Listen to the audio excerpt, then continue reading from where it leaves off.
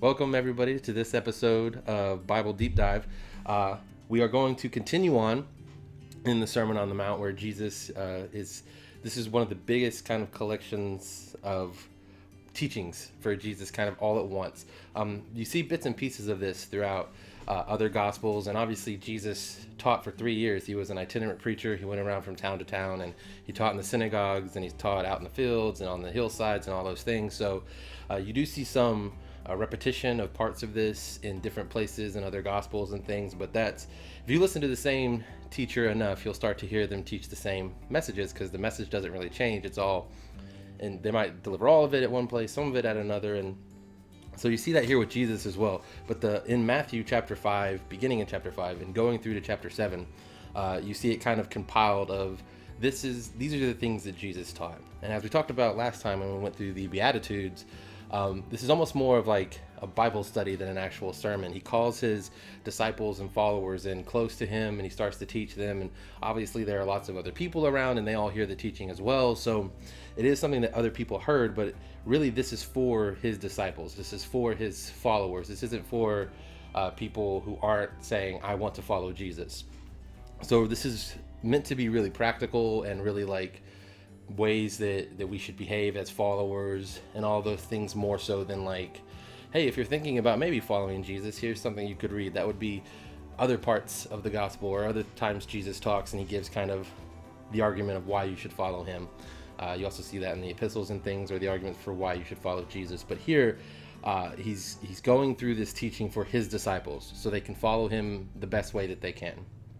And so after the Beatitudes in Matthew chapter 5, verses 1 through 12, we go into verse 13, and he starts to kind of give, it's not necessarily like a parable, but it's like a comparison. He's setting up this, he's trying to cue people's minds to think about the way that they should think about themselves. And so in verse 13 of Matthew chapter 5, Jesus says to his disciples, "You are the salt of the earth, but if the salt has become tasteless, how can it be made salty again? If it is no longer good for anything, except to be thrown out and trampled underfoot by men." Now, I'm not going to stop there. We're going to keep going because this next part ties directly into that as well. He says, "You are the light of the world. A city on a hill cannot be hidden.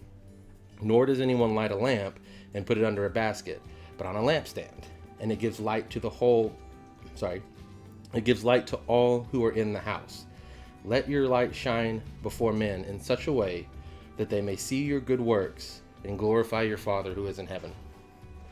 So he gives these two examples. He says, you, my disciples, my followers, people who are following after Jesus, you are like salt and you are like light. And salt and light are things that pretty much everybody can be familiar with. There's no kind of cultural differences. If you were wherever you are in the world, people know what salt is and they know what light is. It's not like a mystery of what these two things are. And they serve very specific purposes, right? Light lets you see things. Salt, in this example, he talks about salt is meant to give taste. Salt is also a preservative. It has uses. It's useful. They're both useful. And so he starts out with salt, and he's like, you are the salt of the earth. But if salt has become tasteless, how can it be made salty again? So if salt loses its saltiness, it's useless. It has no purpose. It is no longer good for anything except to be thrown out and trampled underfoot by men. So he's setting up this principle that you have a purpose, right? You have a purpose that you are meant to fulfill. In the same way that salt is meant to be salty, it's meant to fulfill these purposes that we use salt for, whether it's flavoring food or preserving food or whatever else we might use it for. It has a purpose. And if it can't fulfill that purpose, then it is useless. It's purposeless, right? And things that are purposeless, there's nothing to do with them. They are useless. So he's saying, don't be that. You have a purpose. You have to find what that purpose is. And then as he goes into this, he kind of starts to touch on what that purpose is. He says, you are the light of the world. And the light is meant to do what? To drive out darkness, to help people to see, to help people know where they're going, to find their way, to keep people from becoming lost in the darkness. Because if there's no light, all you have is darkness. And in darkness, you get lost, you can get hurt, you can get ambushed. All kinds of things can happen if you are stumbling around in the darkness. So you are the light of the world. A city set on a hill cannot be hidden. So you think about this image of a city on a hill, right, with its lights on. If you were to approach it at night, that city cannot hide itself. It can't pretend like it's not there. Like a city hidden in a valley, out in the middle of nowhere. You could be on the other side of a valley and you would never know what was in there. You would never know there was a whole city there. If you travel enough, you'll see this. Like you'll just be driving along on maybe a straight road, and there'll be, you see this especially in places like Colorado, or if you travel into Europe, when you're in the Alps and things like that. Where there's just cities just you just turn left and all of a sudden you're in a massive city that it's right there, and you never even saw it for the hours you were driving right next to it, because it's on the other side of a hill, or it's in the other side of a valley. But if it's on top of a hill, if it's on the top, it cannot hide itself. It is evident, it is clear, it is right there. And so in the same way, when you are following Christ, it should be evident. It should be noticed. If you were to tell the people in your life, hey, I'm a Christian, I follow Jesus, and if they were to say, oh, really? I had no idea, then you need to examine yourself, because it should be self-evident. It should be something where if you were to say that to the people around you, they'd be like, yeah, we know, we got it. We are aware that you are a Christian. We can see it in the way that you live your life, and in the things that you do, and the way that you talk. And the fact that you talk about Jesus should be part of it. You can't be a Christian and never bring up Christ or never bring up the scriptures. It's just, that's part and parcel for being a Christian, is that it's part of your life. It's the same way that those annoying parents who always talk about their kids, you don't have to get that far necessarily, but you definitely need to be bringing up the fact that you're a Christian. It shouldn't surprise people, all right? It should be evident, the same way that a city on a hill cannot be hidden. And so he goes on with this example and says, no one lights a lamp and puts it under a basket. All right, that would be useless. You're not going to light a candle or a lamp and then just cover it, because if you do that, then why did you even light it in the first place? It's a waste of energy. It's a waste of time. It's a waste of a lamp. It's a waste of a basket too, because that's not what a basket's for, covering up a lamp. So there's this interesting parallel there where not only is the light not being used the way it's supposed to be used, but because of that, in this example, he says, if you're putting it under a basket, you're also wasting the basket. So other things are also being affected by you not being the kind of light you're supposed to be. Like you covering up the light is misusing something else as well. So that's just an interesting little aside there. But he says, but you put it on a lampstand, and it gives light to all who are in the house. The interesting thing there is that when your light shines, it's not just for you, right? You aren't just supposed to follow Jesus because of what he does for you, right? And I feel like there's a lot of people who, and it's not like necessarily their fault or they're doing anything wrong, but especially when they give their testimonies and things, it's always about like, this is what Jesus does for me. And it's this idea like, I'm a Christian because of what Jesus has done for me. It's like, yeah, there's truth in that, but it's not about what Jesus has done for you necessarily. You following Jesus is about what Jesus can do for others through you. Like ultimately, that's what you should be striving for. Is like, yes, this is what God has done for me. Now, how can I use that for other people? How can I shine my light so that the whole house is given light, right? So that the people that are around me are better because of it, so that they can come to know Jesus through me and my actions and my words and the way I live, right? It's not just, I have Jesus now, I have my stamp, I'm getting into heaven, I got my get out of hell free card, like Monopoly has a get out of jail free. I'm into heaven, so the rest of the world can go to hell in a handbasket for all I care. No, you need to be the light of the world. The light of the world. You are supposed to shine forth in such a way that it draws people in, right? Like bugs to a bug zapper, but they don't die, they get life. So you are supposed to be the light of the world. You are supposed to be bringing other people to Jesus by the way you shine your light. So here in verse 16, he says, let your light shine before men in such a way that they may see your good works and glorify your Father who is in heaven. Right there, straightforward. Exactly what I've been saying. Let your light shine in such a way. That's what he's saying here. It's. I think a lot of times we get into this trap where we think the Bible is more mysterious than it really is. It's actually pretty straightforward most of the time when you just read it. You just read it and ask what it says, and you'll usually get at least the core kind of foundation of what it's talking about. Because there's this phrase going around that God works in mysterious ways. And while there is some truth to that in the sense that God works in ways that we can't always understand in the moment, but there is a connotation to it that is impossible for us to understand God, or that God is always doing things in ways that we can't comprehend, or that we can't follow, or we will never fully get or understand. The truth is, God wants us to know him. He wants us to have a relationship with him. He wants us to understand him. And so while there are things about him that we can't grasp because we are finite, temporary beings, and he is an infinite, eternal God, at the same time, he goes out of his way to help us know him, to say things and do things in ways that we can comprehend. And that's the whole purpose, well, not the whole purpose, but that's one of the big reasons Jesus came at all, was so that he could come and be a man, and we could see his life, and we could see his words, and we could hear his words. If you were alive at the time and you got to hear his words, we get to read his words on the page, and we get to know God more. We get to have a deeper relationship and understanding with God because he wants to know us. He wants us to know him. He wants to have that relationship. And so this idea that God is way up there somewhere and he doesn't really understand us and we can't really understand him, it's the exact opposite. He came down from heaven so that we can know him and understand him. And so here he's being very clear. There is a light that you are supposed to be shining. You are supposed to be living by your good works and your deeds so that everyone can see them and then glorify your Father who is in heaven. It's interesting here that Jesus says they'll see your good works and they'll glorify God. A lot of people, they do good works and then they'll get upset if they don't get credit for it, or they do them to get credit for it. They want to be the ones who are glorified. They're like, I'm doing this good work, glorify me. Whether it's somebody who gives a lot of money to charity, and then they're always bringing that up, like, oh, I gave so much money to this charity over there. If that's your intention, and it's interesting because in the Beatitudes, in our last video, we dealt a lot with intention. And that's going to come up again and again in this sermon, that your intentions, where your intentions are, what your heart is pointing towards, it reveals a lot.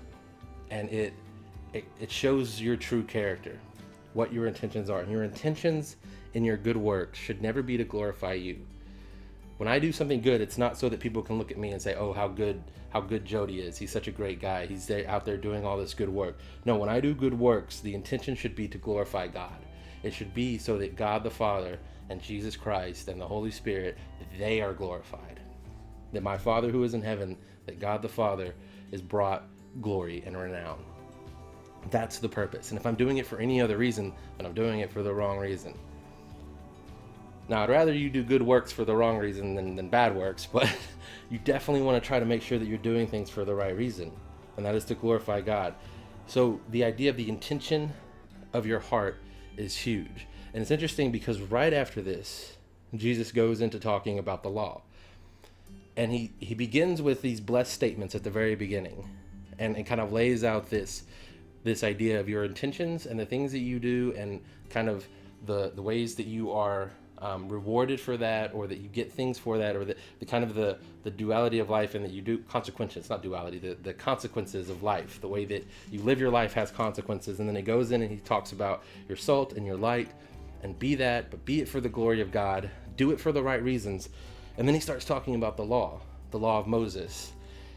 And this is interesting because if you know anything about the history of the Jewish people, they followed the laws of Moses to be glorified. And you see that again and again throughout the Gospels, where Jesus constantly kind of butts heads with the Pharisees, because they'll come to him and they'll be like, why aren't your disciples following this law? Or why aren't you doing this thing this way that we've been taught to do it? And there's always this butting heads, because then Jesus will say things like, you guys are hypocrites. You're whitewashed tombs. You're clean on the outside because you're keeping the law, but your heart's on the inside is filled with dead men's bones, right? You're corrupted on the inside, even though on the outside you look like you're doing good. So when he goes into the law here, he's already starting to kind of set that stage, that there's two positions when it comes to doing good. You're either doing good to be glorified, which makes you a hypocrite and unrighteous, or you're doing good to glorify God, which is the way you're supposed to be. So here in verse 17, he says, do not think that I have come to abolish the law or the prophets. I did not come to abolish, but to fulfill.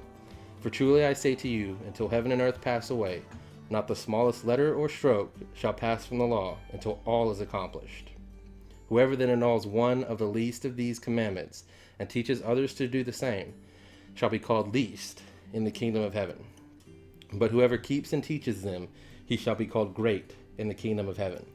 For I say to you that unless your righteousness surpass that of the scribes and the Pharisees, you will not enter the kingdom of heaven. So Jesus is setting up this really high standard here, and he's going to get into the way we kind of live up to that standard.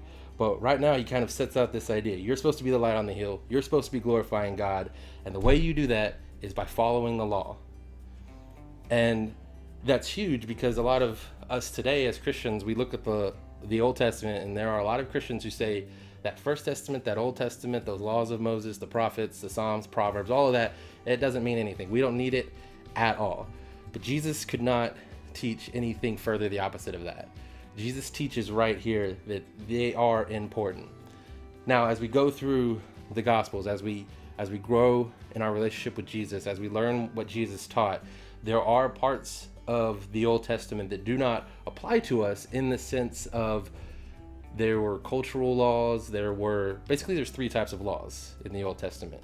There's the laws that are moral laws. These are the laws, don't murder, don't steal, don't commit rape, don't commit incest, don't commit all of those types of things. Those are moral laws. They are 100% true for all time. They are reiterated in the New Testament by Jesus, by the apostles. Then there are kind of the sundry laws, the cultural laws, the laws for Israel at that time. And an interesting thing about those is even in the time of Christ, a lot of those, the rabbis understood we don't keep all of these because we don't have all of the governmental structures. We don't have all of those types of things. And so even today, for example, there are laws in the Old Testament that Jews today do not keep because they don't have a temple. Like the temple doesn't exist anymore, and a bunch of them relate to the temple. Like you have to go through certain processes to get inside the temple or things like that. And with no temple, those laws don't get followed. And so those sundry laws for Israel a couple thousand years ago are not for us today. In fact, there's other things in the Old Testament that aren't for us today. There's verses that a lot of Christians like to quote, like what is it, Jeremiah 29:11, for I know the plans that I have for you, says the Lord, plans to prosper. Christian today, that's not for you. Because a few chapters later, he also says, hey, those of you that go to Egypt, and he follows that up, I'm going to curse you. Is that one for us? Well, no, it's not. That's not for us either. So those ones are not for us. And then there are temple laws or cleanness laws for the priests who would go into the temple. Those laws obviously aren't around anymore because none of us are Levites. None of us today who are Christians are of the Levitical order who have to follow those laws that Moses put down for priests to enter the temple in the presence of God. So Jesus here isn't saying that every single piece of the law is meant to be followed 100% by every single Israeli, Jewish, Christian person today. Everybody who has anything to do with this Bible and Jesus, you have to follow every single letter of the law. No, because even when the law was written, there were certain parts of it that were for specific people. Like if you didn't own cattle, then the laws about the way to handle like your cow goring another person's cow. If you didn't own cows, that law didn't apply to you. So even in that sense, there is a common sense that we can apply to this. But here, what Jesus is saying here, basically he's preempting the argument that people even make today, that there is nothing of value in the law, that there is nothing of value in the Old Testament. He's preempting it. Jesus here is saying, guys, I did not come to destroy the law. I didn't come to do away with it. I didn't come to make it all meaningless. In fact, quite the opposite. He says there, I came to fulfill it. I came to show you what the law was all about, right? Because what the law was all about was so that the people who followed it could glorify God and could point people to God, right? God himself says this when he gives the law. He says, you will be a light to other nations, that other nations would look at Israel and the way that they served their God and would see that there was a God that was worth following. They would see the way that God treated Israel and the way that God gave them victory in battles that they never should have won, and the way that God blessed them and turned a land that was a desert and unlivable into a land flowing with milk and honey. That people would see that, and through that the entire world could be blessed because they would all see the true and living God of the Israelites. And Jesus has come to fulfill that, to make that promise full. So that now, not only is it a single people that God is for, and to come close to that God, you have to become a part of that people. Now it's for everybody, right? Jesus came to be a fulfillment of the law.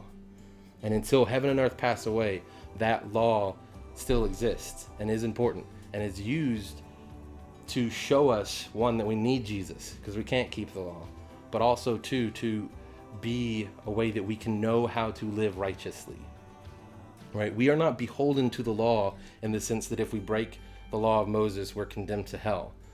But if you go back and you read the law and you keep that, that's a righteous way to live, right? It gives you a parameter for this is, if you live this way, you will live a righteous life. And Jesus and God, they care a lot about righteousness. It comes up over and over again. In verse 20 right here, he says, unless your righteousness surpasses that of the scribes and Pharisees, you will not enter the kingdom of heaven, right? He's very concerned with righteousness. And righteousness should not be confused with perfection. And when you think about the things that Jesus says to the scribes and Pharisees, right? Calls them hypocrites, calls them sons of hell, calls them a brood of vipers. He calls them these things. So you'd think it wouldn't be that hard for your righteousness to surpass a brood of vipers. It shouldn't be, at least. So it's not some insurmountable thing that he's telling them. Basically, he's saying, unless your intentions and righteousness are true, if you live like the scribes and Pharisees, where you're a hypocrite and you're pretending to be something that you're not, righteous, you'll never get into the kingdom of heaven. The bar is actually, it sounds like a high bar. You got to keep the law. You got to be more righteous than the scribes and Pharisees. It's actually pretty low. Basically what he's saying is he's saying, don't be a hypocrite. Don't be a liar. Don't pretend to be something that you're not. And man, you can get into that kingdom of heaven. You can get into it because Jesus does all the work. So you just have to not pretend to be something you're not. Don't pretend to be more righteous than you are. Don't pretend to be perfect when you're not. Acknowledge your failings. Come to Christ. Sit down at his feet and say, Lord, I'm sorry. I'm begging for forgiveness. And you can get into that kingdom of heaven. Because then you're not being falsely righteous. You're being truly righteous by acknowledging your flaws and stepping up. And so it's interesting. One last little bit here. Kind of an aside, but goes right along with this. In verse 19, he says, whoever then annuls one of the least of these commandments and teaches others to do the same shall be called the least in the kingdom of heaven. It's interesting there because he says you'll be least in the kingdom of heaven, but that won't keep you out of the kingdom of heaven. So if you're hearing me say this and you're thinking, oh man, I've broken this law, or I've never really cared about the Old Testament, does that mean that I haven't been saved or that I'm not going to get into heaven? No. Right there he says, hey, if you're not keeping all of the law and you're teaching others to do the same, you'll be least in the kingdom of heaven. So there's this level there of you get into the kingdom of heaven by the blood of Christ. But then once you get that kind of stamp, that seal of getting into the kingdom of heaven, there are things, and we see this in Revelation, that it's that there is a city and there'll be houses, and it talks elsewhere in the scriptures about receiving your crowns of glory and all of these things that then we will lay down at the feet of Jesus. What you do has certain consequences, rewards or not rewards, in the context of getting into heaven even. That once you're in heaven, certain people will have certain rewards that other people won't because of the things that they've done or not done. And this isn't to say that that person is more beloved by God than you. They just did more than you. And that makes sense when you think about it. Of course, that it's one thing to, I'm a huge video game guy, and this is a kind of a nerd channel where we do video games and role-playing games. And you get the idea of this. If you were to be playing a video game and you and your buddy both beat the video game, well, you both beat the game. But maybe he gets more achievements than you. Or maybe you beat it faster than he does. And so all of these, you both beat the game. You both, in this sense, got into heaven. But if he put in a little bit more effort, maybe he was a Christian longer and he shared the gospel with more people or all these things, God's going to reward him for that. Maybe you did, and God will reward you for those things. This sense that you become a Christian and all of your sins, though, that gets paid for. But you still get payment and reward for the things that you do. So if you do good things, you'll get good rewards. God wants to reward good because he is just. So in the same way that he punishes evil, he rewards good. Jesus takes all of our punishment, but he doesn't take away all of our rewards. So the more good you do, the more rewards you get in heaven. And so I just find that interesting that what he's saying here is, listen, just because you, Christian today, aren't upholding every part of the law, that's not going to keep you out of heaven.